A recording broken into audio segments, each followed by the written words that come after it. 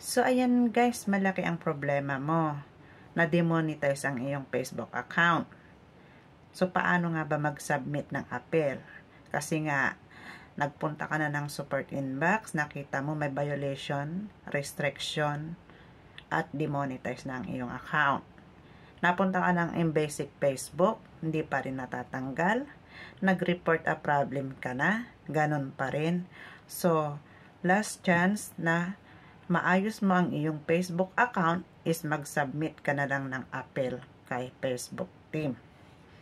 So, paano nga ba ito? Paano malaman kung saan mag-submit ng appeal? So, panoorin mo ang video na to. Hope makatulong sa'yo. So, tara. So, punta tayo ng Facebook. Dito tayo sa right side ng profile. Creator support. Monetization. Policy guidelines. So, dito tayo sa appeal a demonetization decision. How to submit an appeal if your creator content, page, or profile is demonetized. So, press natin. So, andito na tayo. So, scroll up lang natin.